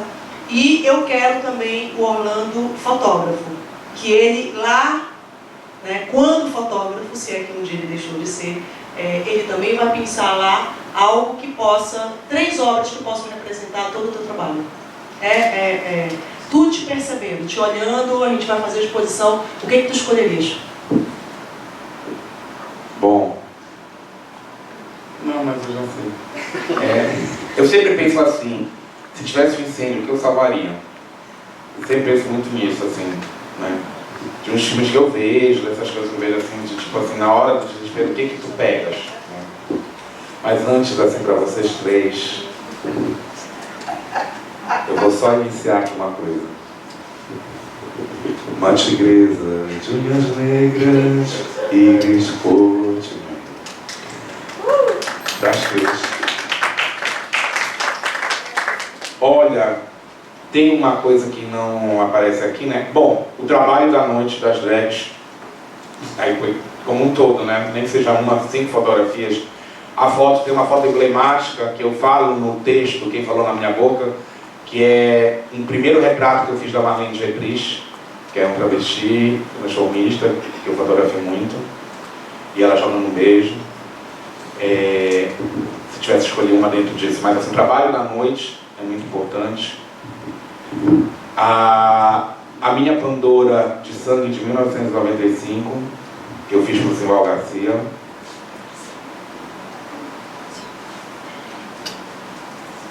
Qual foi que eu falei? Outra que é. O Karaokê também, né? Que é um projeto importante. E tem um trabalho que eu roubei da Maria Cristina de volta, por um tempo, né? Que chama Mensagem, que é uma carta, um envelope de metacrilato, que tem uma carta dentro, que é o meu trabalho no projeto Correspondência, tem um cordão de ouro. Não dava para ser 50 cordões de ouro, né, gente? Não era Michelin. Mas que tem um texto que o Beto Paiva, que era um jornalista, que já faleceu, amigo nosso, escreveu para uma performance, para a exposição Rosto e os Outros, da Cláudia Leão. E que começava assim: não há mais saída, desde que depositaste teu rosto sobre a mesa, senti um arrepio na espinha, tal qual o dia que vi o reflexo dos homens nos espelhos da sala. Só uma saída, pensar em 7 séculos de sortilégios, de bruxarias. Porque a verdade do reflexo do espelho, esqueci. É essa carta da dobrada dentro desse envelope, com esse cordão. E elas estão para o mundo, e tem uma que eu peguei da Maria Cristina emprestada, e que eu fiz com outra pessoa, que é um curador, amigo meu e tal, na época não era amigo. E você só pode ler a carta se você quebrar o envelope. Eu acho que, não pode ser 4 pontos de boca aberta, né? Mas assim, eu acho que o trabalho das drags, sendo com uma única foto, sendo com várias, sendo com qualquer montagem, é muito importante por tudo que elas me deram, que hoje a Robertinha, minha protetora da esquina, modelo, manequim, já apresentei ela como noiva, e amiga, que é surda-muda e que me liga para bater papo pelo telefone, me lembra a cada instante desse espaço com o outro. Eu tenho que esgoelar em casa, Robertinha, amiga, amizade, amor, felicidade, porque a forma dela escrever e dela falar é por substantivo. E eu consegui falar com ela no telefone, pra mim é a coisa mais absurda, porque a nossa relação é ali na porta de casa, entre o dentro e o fora. É no celular que ela só ouve o eco, é nas mensagens que ela me manda, porque ela tem um WhatsApp. Então pode ser desde a Marlene Dietrich lá, a Robertinha. Eu acho que eu com essa boca estou junto disso também, né? Aí, esse envelope que é mensagem, e o karaokê dó. Não sei se eu te respondi. Irene.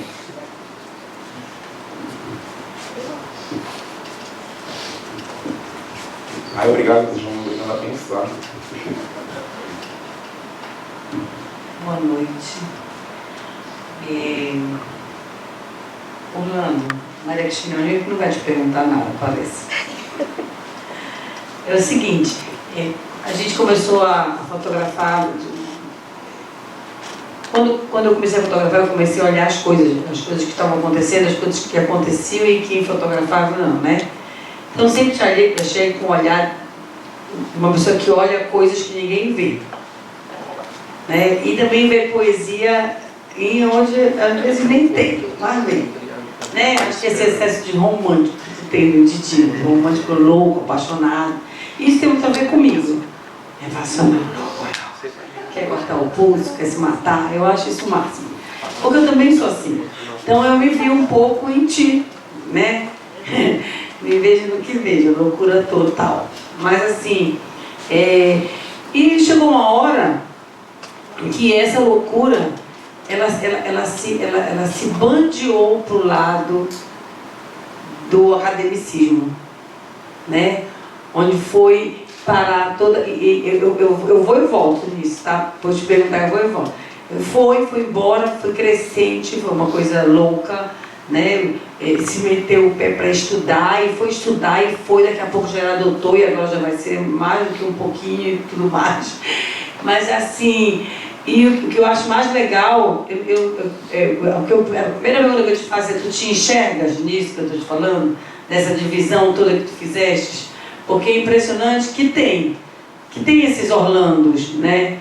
E isso o que eu quero saber contigo é como é que tu conseguiste voltar outra vez, porque são nesses Orlandos que tu vai e volta. É o marinheiro? É esse homem? Né, que vai e volta, porque agora já até cantou, sabe? Então assim, como foi abrindo, né, as portas, a loucura, e com uma seriedade imensa. Como é que tu divides isso? Como é que tu te vê nisso? E se tem isso que eu estou falando, ou se é uma forma de eu enxergar? Porque tu voltaste de novo tudinho, tudo que eu vejo aqui, voltou toda a loucura de novo, o olho é vermelho, o peixe também, o amor piora, e eu queria saber o que licença, certíssima. Tá certíssima. É engraçado isso, porque assim, pior que vocês estão falando, eu estou tocando música na minha... Eu tenho um problema sério, que toca música na minha cabeça, né? Em uma época eu fiz estudar sobre distúrbios mentais, né? Porque ficar ouvindo música, sonhar com música, o tempo todo ficar uma música na cabeça, às vezes não é muito saudável, né? É um botãozinho ali perto para disparar. Mas, para mim tem duas coisas assim. Quando eu fui estudar, eu precisava sair daqui. Eu precisava ver alguma coisa diferente, que eu achava que eu estava estagnado. Eu já tinha acabado de fazer a minha exposição Faustine, ou A Cidade dos Olhos, que tinha todo o meu trabalho de manipulação reunido. A universidade estava um saco, e o meu querido Fábio Castro me liberou, e eu fui. Eu não sabia nem o que eu estava fazendo. Minha primeira aula com o Renato Cunha me tremia todinha, achava que eu ia até infartar, tão louco que era o cara. E assim, para mim foi muito importante olhar de fora e tentar entender o que acontecia aqui, a diferença que está aqui. É muito legal você ter perguntado isso, porque hoje tem toda essa discussão com a moça da CAPES, que é uma louca, que é a mais importante pessoa da CAPES do Brasil, veio aqui falar com a gente e disse: olha, eu não tenho resposta para isso aqui, não. Como é que vocês vão fazer para botar o trabalho de vocês? Porque eu pesquiso meu trabalho, meus alunos de mestrado, de graduação, todos estão pesquisando coisas comigo. E ainda me sinto às vezes com pudor de chamar as pessoas para pesquisar comigo, né? Vão dizer que eu quero que pesquise tudo, só que eu quero. Está aqui as duas, inclusive. Já foram vítimas desse tipo de comentário, mas de bullying. Mas tipo, pra mim é meio tipo assim, um pé aqui, um pé... Sabe aquele dente fora que a gente brincava quando era criança? É meio isso. E eu acho que essa parte louca, perturbada, criativa, ajuda muito aos projetos de pesquisa serem diferentes. Eu acho que eu teria que deixar ficar mais louca ainda, né? Porque eu acho, estava conversando com a Vlad, com ela na reunião, tal, eu ainda me acho que os projetos de pesquisa eu faço bem certos para saberem que eu sei pensar, concatenar, né? Que eu não sou louco, varrido, interna, amarra. Aí eu lanço meu CDzinho, né? Que não é nem CD, é uma outra coisa, porque não é nem CD de karaokê, né? São som de outras coisas que estão aqui. Eu quero ficar mais doido ainda, entendeu? Por isso que eu acho que eu vou fazer meu pós-doc, que foi inventado por causa de uma separação, e eu queria ir embora de Belém. E em 4 dias eu fiz esse projeto. Né? Tudo amor. Foi aprovado, né? Chegou já o cartãozinho da bolsa, eu vou embora, mas eu vou fazer o quê? A única coisa que podia me pegar era na história. Eu vou para Portugal tentar achar os documentos de pessoas que vieram para cá e que piraram. Piraram esteticamente. Piraram esteticamente com essa dimensão de floresta, de calor, de umidade, de brutice, de materiais. Eu já achei um doido que lá no Rio Negro pirou com um negócio lá. Tá lá o documento que estão esperando. Mas eu não sei o que vai ser. Eu falei com o meu orientador, não sei se isso vai virar também uma curadoria minha, ou se isso vai virar o meu trabalho de arte. Ou se eu vou inventar. Será que agora chegou a hora de juntar, de chegar perto? Pois é, talvez, eu não sei se vai ser uma grande ficção, sabe? Porque assim, eu fico vendo que eu tenho tantos pudores como pesquisador sou curador. Como pesquisador não deixo a arte entrar ali. E a maior bambambam do tchan-tchan-tchan disse: eu pesquiso, minha forma, você pesquisar o seu trabalho, é você tentar entender como o seu raciocínio, ela trabalha com o corpo, né, na verdade, cênicas. Então, o que é entender isso? O que é entender esse pensamento? Talvez por isso eu tenha trazido para cá esses dois conceitos do entre e do desnorteamento, que tem a ver também com o norte, né? Como talvez estratégias que eu vou tentar descobrir na pesquisa, esse lugar de brecha, de fresta, e de uma pesquisa mais desnorteada. Entendeu? Não sei se eu te respondi. Claro, obrigada. É isso, eu sinto isso, eu acho que as pessoas precisam saber que tem esse lado também, esse outro lado seríssimo, né? Porque não é qualquer um que faz um doutorado, uma coisa chata, inclusive, de fazer. Pois é, estuda demais, né? Lê demais, escreve demais. E assim, uma pessoa... Grita demais. Pois né? é, e uma pessoa que nem você, que está aí na frente falando, todas essas coisas, essa loucura toda que é a tua o teu processo criativo, que é isso que está aí, não sabe quanto é que tu tem, para mim, não sei se todo mundo aqui te conhece tão a fundo, saber que tu fazes, tem esses dois Orlando, né? Que é... Já tem um outro. Né? Tem outro eu não conheço ainda. Ainda.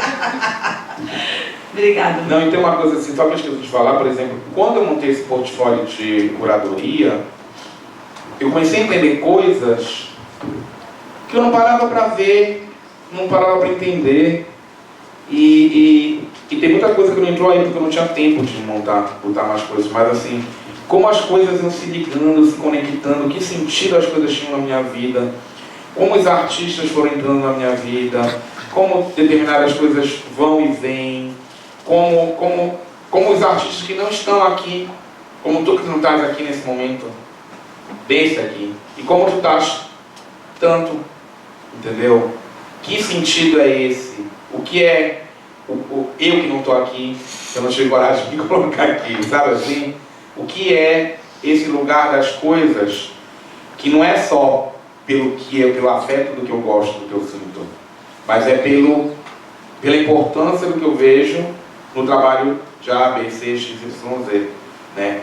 Então eu resolvi fazer essa pesquisa e essa coleção aqui, porque também aí já é por outro lado, te respondendo de novo, Adelaide, o que eu quero fazer pro resto da vida é essa coleção na universidade. Meu compromisso com a universidade o resto da vida é essa coleção. É um museu que eu quero construir.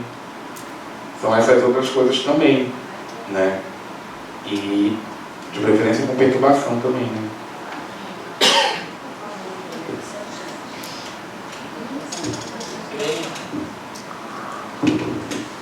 Mais alguém?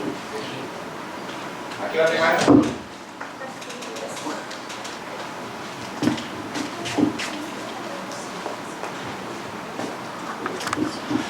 Boa noite.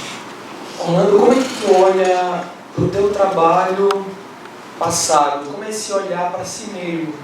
Porque, por exemplo, eu com o meu trabalho, algum trabalho que eu já fiz, para mim já tinha encerrado. Aí uma outra pessoa veio e falou, olha, isso aqui ainda dá alguma coisa, tem que trabalhar em cima disso.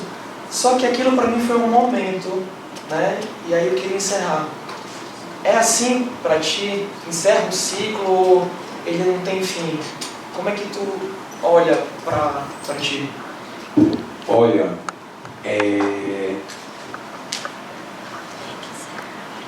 eu sou uma pessoa que eu acredito muito nas coisas. E eu sofro por causa disso. Então, eu não trabalho com fim. Eu não acredito muito assim em términos, fins, pontos finais, etc. Né? É difícil para mim. Eu fico aprendendo essa lição sempre. Mas, alguns processos, em termos de linguagem ou de plástica, ficaram no tempo. Então, por exemplo, eu pesquisei muito, por muito tempo, por 6 anos eu tive um laboratório, quer dizer, por 5, 6 anos eu tive um laboratório. Primeiro eu usava da fotoativa, depois eu dividi um laboratório com o Patrick Pardini, um prédio que a gente alugou, um apartamento. E eu ficava horas, assim, eu ficava o dia inteiro lá, eu esqueci que eu não sentia fome.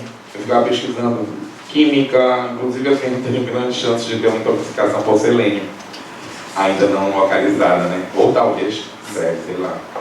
Mas eu fiz uma pesquisa muito grande, plástica, em termos dessa questão das viragens, da intervenção sobre o suporte do papel, dentro disso, sobre permanência, trabalhei com fax, acho que o único artista, não, eu e Jorge Herói trabalhamos com fax, mas assim, trabalhei muito com fax no início dos anos 90 e trabalhei muito com filme litográfico e durante a década de 90 praticamente eu trabalhei com uma certa plasticidade para falar dos meus personagens, para falar das pessoas que estavam ao meu redor, para inventar personagens com essas pessoas ou para ressaltar personas nessas pessoas. Quando eu achei que aquilo poderia cair no maneirismo, né, numa recorrência, numa simples forma estética esvaziada, eu parei, e foi justamente quando eu fui estudar fora. E quando eu fui estudar, paralelo a isso, minto, eu fotografava à noite, em paralelo a isso, já fotografava à noite. E continuava mostrando esse trabalho. E comecei a mostrar o trabalho da noite. E prestes de eu ir embora, às vezes eu achava, nossa, são duas coisas tão diferentes, né? Só que o da noite eu interferia também. Eram filmes que eu revelava da forma errada, copiava da forma completamente errada, ia nos laboratórios do comércio, mandava fazer a cópia do filme revelado errado, então as cores saíam com umas distorções absurdas, e aquela cópia com a distorção absurda era a cópia de referência. Eu mandava fazer o laboratorista fazer igual. Então, o modus, a forma plástica era diferente, apesar do procedimento ser parecido. E eu continuava trabalhando com os personagens, rindo junto com eles de nós, como fazia antes. Quando eu fui para São Paulo, eu comecei a olhar para os meus negativos antigos. Comecei a olhar para as coisas todas, desde quando eu ganhei a minha tequinha. E aí, nesse tempo, nesse entre-tempos, de quando eu fotografei lá na infância, e aquelas imagens que elas diziam para mim ali, no meio do mestrado, aquelas imagens ganharam outro lugar. E elas voltaram para o meu trabalho junto com as drags.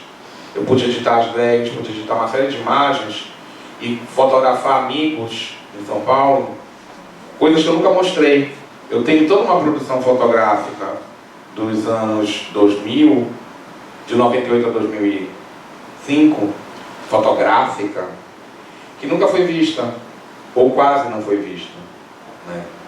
Que era a galera do Sal, era assim, Adelaide, Fabize, André, Marcinha, Simval, no dia a dia, as pessoas estavam junto comigo, e as coisas que eu via, que eu ria junto.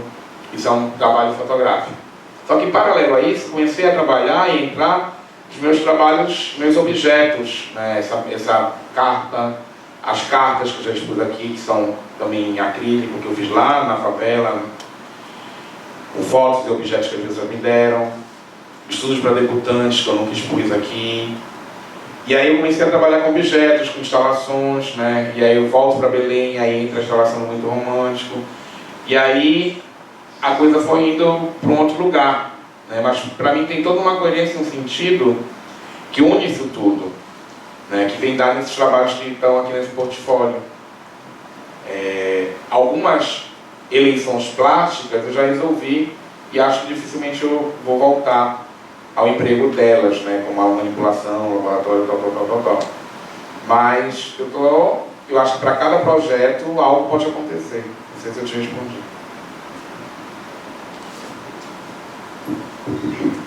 Gente, a gente precisa terminar, tá? Queria agradecer novamente a presença de vocês. Orlando, bom demais, viu? Tchau. Keila.